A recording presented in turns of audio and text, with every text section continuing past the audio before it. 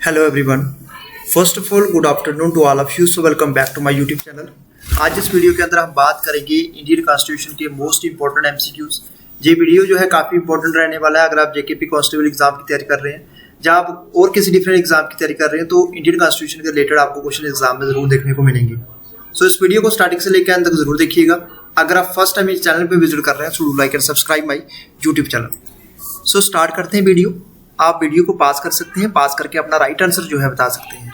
सो आज का हमारा पहला क्वेश्चन जो है एग्जाम है, जहाँ पे एग्जाम पॉइंट ऑफ व्यू से काफ़ी इंपॉर्टेंट रहने वाला है। जो कॉन्स्टिट्यूएंट असेंबली है, इन्होंने जो कॉन्स्टिट्यूशन को कंप्लीट करने में कितना टाइम लगाया था? 2 years 10 months and 17 days, 2 years 11 months and 18 days, 2 years 9 months and 17 days या 2 years 2 months and 5 days। इसका आंसर क्या रहेगा क्वेश्चन नंबर फर्स्ट का? जितने भी बच्चों का आंसर जहाँ पे, जो भी बच्चे जहाँ पे आंसर मार्क कर रहे हैं बी, यानी कि 2 years 11 months and 18 days उनका राइट आंसर है। तो 2 साल 11 महीने और 18 दिन लगे थे कॉन्स्टिट्यूएंट असेंबली को कॉन्स्टिट्यूशन को लिखने में, यानी कि कॉन्स्टिट्यूशन को कंप्लीट करने में कितना टाइम लगा था? 2 साल 11 महीने और 18 दिन। नेक्स्ट आप देख सकते हैं जो कॉन्स्टिट्यूएंट असेंबली है इंडिया की, इन्होंने लिया 2 साल 11 महीने और 18 दिन, 2 years 11 months and 18 days to complete the constitution of India. पहली जो मीटिंग हुई कॉन्स्टिट्यूएंट असेंबली की, ये मीटिंग फर्स्ट टाइम कब हुई? December 9, 1946 के अंदर। फाइनल जो इसका सेशन हुआ, जो फाइनल सेशन हुआ कॉन्स्टिट्यूएंट असेंबली का, ये हुआ January 24, 1950। और कॉन्स्टिट्यूशन जो था ये कब एग्जिस्टेंस में आया? The constitution came into force on 26 जनवरी 1950। तो इसी के दिन हम जो है 26 जनवरी को हम रिपब्लिक डे जो है सेलिब्रेट करते हैं। सो आंसर आपका क्या रहेगा क्वेश्चन नंबर फर्स्ट का? 2 years 11 months and 18 days। Next question number 2 पूछा गया, जहां पे which part of the Indian constitution deals with the fundamental right. आप बताइए कौन सा कॉन्स्टिट्यूशन का कौन सा पार्ट है जो कि फंडामेंटल राइट से रिलेटेड है? ठीक है, पार्ट 1, पार्ट 2, पार्ट 3 या पार्ट 4? पार्ट 1 के अंदर क्या है? यूनियन की बात करते हैं। पार्ट 2 के अंदर क्या है? सिटीजनशिप के बारे में बात की जाती है। पार्ट 3 के बारे में किसकी बात करते हैं? फंडामेंटल राइट के बारे में। ठीक है, तो फंडामेंटल राइट के अंदर पार्ट 3 आता है। और हमारे कॉन्स्टिट्यूशन के अंदर कितने पार्ट हैं करंट में? 25 पार्ट है। सो आंसर आपका क्या रहेगा क्वेश्चन नंबर सेकंड का आंसर सी रहेगा। ठीक है, तो सी इसका राइट आंसर है। पार्ट 3 जो कॉन्स्टिट्यूशन ऑफ इंडिया का है, ये डील करता है फंडामेंटल राइट से, जो गारंटेड करता है इंडिया टू इंडियन सिटीजन को इन सम केसेस ऑल पीपल। ठीक है, आर्टिकल जो 12 से लेकर 35 तक जाते हैं फंडामेंटल राइट्स के अंदर। ठीक है, सो कितने फंडामेंटल राइट है? 6 फंडामेंटल राइट है। Question number 3, who is the guardian of fundamental right in Indian constitution? यानी कि फंडामेंटल राइट को प्रोटेक्ट करने वाला, जो फंडामेंटल राइट को कौन प्रोटेक्ट करता है अगर हम इंडियन कॉन्स्टिट्यूशन की बात करें? President, home minister, supreme court या पार्लियामेंट? क्या रहेगा क्वेश्चन नंबर 3 का आंसर? क्वेश्चन नंबर 3 का क्या आंसर रहेगा? जितने भी बच्चों का आंसर यहाँ पे आंसर सी आ रहा है, सुप्रीम कोर्ट बिल्कुल राइट आंसर है। ठीक है, तो सुप्रीम कोर्ट जो है गार्जियन होता है, यानी कि सुप्रीम कोर्ट प्रोटेक्ट करता है फंडामेंटल राइट को इंडियन कॉन्स्टिट्यूशन में। सुप्रीम कोर्ट जो है इंडिया का, ये गार्जियन है इंडियन फंडामेंटल राइट का इन द इंडियन कॉन्स्टिट्यूशन। तो जहां पे आप देख सकते हैं प्रोटेक्ट सिटीजन राइट, जहां पे जो सुप्रीम कोर्ट है वो प्रोटेक्ट करता है फंडामेंटल राइट्स को, fundamental rights of citizen from being violated. Question number 4, which part of the Indian constitution deals with the DPSP? DPSP की फुल फॉर्म है directive principle of state policy. तो Indian constitution का कौन सा part जो है वो डील करता है डीपीएसपी से? पार्ट 2 किसके बारे में बात करता है? सिटीजनशिप के बारे में। पार्ट 3 किसके बारे में बात करता है? पार्ट 3 करता है फंडामेंटल राइट के बारे में। और पार्ट 4 किसके बारे में बात करता है? डीपीएसपी के बारे में। ठीक है, तो आंसर आपका क्या रहेगा? आंसर आपका रहेगा आंसर सी। तो डीपीएसपी जो है पार्ट 4 के अंदर आती है।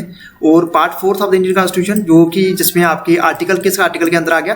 36 से लेके 51, जो कि डील करता है directive principle of state policy से। ठीक है, नेक्स्ट क्वेश्चन, जो राइट टू वोट है ये क्या है? राइट टू वोट क्या है? राइट टू वोट क्या फंडामेंटल राइट है, लीगल राइट है, पॉलिटिकल राइट है या कॉन्स्टिट्यूशनल राइट है? बताइए इसका आंसर। क्वेश्चन नंबर 5 का आंसर बताइए। सो राइट टू वोट क्या है? राइट टू वोट हमारा एक कॉन्स्टिट्यूशनल राइट है। ठीक है, तो इसके ऊपर भी कंट्रोवर्सी होती रही है कि राइट टू वोट क्या है, right to vote constitutional right है या फंडामेंटल राइट है? तो राइट टू वोट क्या है आपका? Constitutional right. ठीक है, तो रिसेंटली बात करें तो सुप्रीम कोर्ट के द्वारा एक जजमेंट दी गई है जिसमें उन्होंने क्लियरली बताया गया है जो राइट टू वोट क्या है, राइट टू वोट क्या है? कॉन्स्टिट्यूशनल राइट है। सो आंसर आपका क्या बनेगा? आंसर डी बनेगा। Question number 6, under which article president of India can declare state emergency? किस आर्टिकल के अंदर प्रेसिडेंट जो इंडिया के राष्ट्रपति हैं वो डिक्लेयर करते हैं स्टेट इमरजेंसी? यानी कि 352 के अंदर आपकी आती है नेशनल इमरजेंसी, 356 के अंदर आती है स्टेट इमरजेंसी, 360 के अंदर आती है फाइनेंशियल इमरजेंसी। ठीक है, तो हम बात कर रहे हैं स्टेट इमरजेंसी के बारे में। स्टेट इमरजेंसी जो आती है वो कौन से आर्टिकल के अंदर आती है? 356 आर्टिकल के अंदर। सो आंसर आपका क्या बनेगा? बी बनेगा। ठीक है, तो बी इसका राइट आंसर है। प्रेसिडेंट जो इंडिया का है वो डिक्लेयर करता है state emergency under article 356 of the Indian constitution. ठीक है, सो आंसर आपका क्वेश्चन नंबर 6 का क्या रहेगा? आंसर बी बनेगा। Question number 7, who appoint the chief election commissioner of India? Chief election commissioner है जो इंडिया की, इसको इनको कौन अपॉइंट करता है? प्राइम मिनिस्टर करता है, डिफेंस मिनिस्टर करता है, होम मिनिस्टर करता है, या प्रेसिडेंट ऑफ इंडिया करता है? क्वेश्चन नंबर 7 का आंसर क्या रहेगा? क्वेश्चन नंबर 7 का क्या आंसर रहेगा? सो 7 क्वेश्चन का जो आंसर रहेगा वो आंसर आपका बनेगा जहां पे the, president of India. President of India के द्वारा जो है अपॉइंट किया जाता है chief election commissioner of India. ठीक है, chief election commissioner of India. तो जहां पे स्पेलिंग देख लीजिए, COMMIONER। ठीक है, commissioner of India. Chief election commissioner को कौन अपॉइंट करता है? President of India. तो president under article 324(2) of the constitution of India, the president of India is empowered, उसके बाद पावर होती है किसको अपॉइंट करने की? Chief election commissioner of India को अपॉइंट करने की, एंड द इलेक्शन कमिश्नर्स। ठीक है, next question, question number 8, right to freedom जो है किसके अंदर आता है? राइट टू फ्रीडम क्या है? राइट टू फ्रीडम क्या है जी? एक डीपीएसपी के अंदर आएगा, फंडामेंटल राइट के अंदर आएगा, फंडामेंटल ड्यूटीज के अंदर आएगा, या none of this?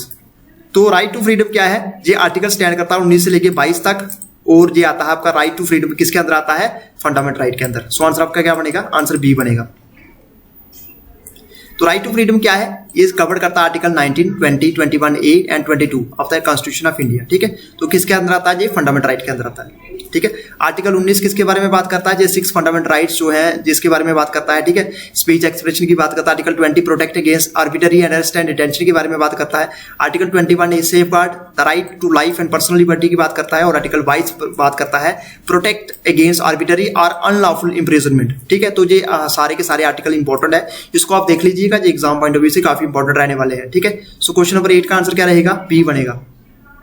Question number 9, जो टेन्योर होता है मेंबर ऑफ लोकसभा का वो कितना होता है? 5 ईयर, 6 ईयर, 4 ईयर या 3 ईयर? जो टेन्योर होगा ना लोकसभा के मेंबर का वो होगा कितना? 5 ईयर का। ठीक है, आप देखिए जहां पे जो टर्म होता है मेंबर ऑफ लोकसभा का वो 5 ईयर होता है from the date of first meeting of the Lok Sabha. Over the term can be extended, इसको एक्सटेंड भी किया जा सकता है पार्लियामेंट के द्वारा during the state of during state emergency. जब भी कोई इमरजेंसी लगती है उस दौरान इसको एक्सटेंड किया जा सकता है। इसको आपने याद रखना है, पहले तो टेन्योर इसका 5 साल का होता है। अगर स्टेट इमरजेंसी लगी हुई है या कोई भी प्रॉब्लम है, चाहे कंट्री के अंदर कोई इमरजेंसी लगती है, ठीक है, कोई भी प्रॉब्लम होती है, स्टेट इमरजेंसी होती है, by law or decree for a period of up to 1 year, उसको एक्सटेंड किया जा सकता है 1 साल के लिए। ठीक है, तो इस ऐसे आपका जनरल कितना रहेगा? 5 साल के लिए। अगर कोई स्टेट इमरजेंसी होती है तो इसको 5 से लेके 1 साल और बढ़ाया जा सकता है 6 साल के लिए। ठीक है, तो आंसर आपका क्या रहेगा? 9 का आंसर ए बनेगा। क्वेश्चन नंबर 10, फंडामेंटल ड्यूटीज है where incorporated in the Indian constitution in which year? अब देखिए इसको कब ऐड किया गया था हमारे इंडियन कॉन्स्टिट्यूशन में? 1976, 1977, 1978 या 1979? सो इसका आंसर क्या बनेगा? क्वेश्चन नंबर 10 का क्या आंसर बनेगा? 10 का जो आंसर रहेगा वो आंसर आपका बनेगा ए, 1976 इसका राइट आंसर है। ठीक है, आप देख सकते हैं फंडामेंटल ड्यूटीज जो है इंडियन कॉन्स्टिट्यूशन में इसको ये कब लाई की थी? ऐड की गई थी 1976 में, और ये 42nd अमेंडमेंट हुई थी। ठीक है, और जी किसके रिकमेंडेशन में फंडामेंटल ड्यूटीज को लाया गया था? ये हुई थी स्वर्ण सिंह कमेटी की रिकमेंडेशन के ऊपर, जिन्होंने बात की थी जहाँ पे एडिशन ऑफ फंडामेंटल ड्यूटीज की 1976 के अंदर। जहाँ need for this duties was felt during the internal emergency, और इस ड्यूटी को कब महसूस किया गया कि इस ड्यूटीज की जरूरत पड़ती है, फंडामेंटल ड्यूटीज होनी चाहिए? जब इंडिया के अंदर 1975 से लेकर 77 के दौरान इमरजेंसी लगी। अब यहाँ पे एक क्वेश्चन आपके लिए, 1975 और 76 के अंदर जब इंडिया के अंदर इमरजेंसी लगती है तो उस समय इंडिया के प्राइम मिनिस्टर कौन थे और उस समय इंडिया के प्रेसिडेंट कौन थे? आप बताइए इसका आंसर, जहां पे मुझे कमेंट बॉक्स में जरूर बताइएगा। स्वर्ण सिंह मेहता कमेटी की रिकमेंडेशन के ऊपर फंडामेंटल ड्यूटीज को ऐड किया गया। 42nd अमेंडमेंट हुई, और 42nd अमेंडमेंट कब हुई? 1976 में। क्वेश्चन नंबर 11, आप बताइए चेयरमैन कौन था कॉन्स्टिट्यूएंट असेंबली का?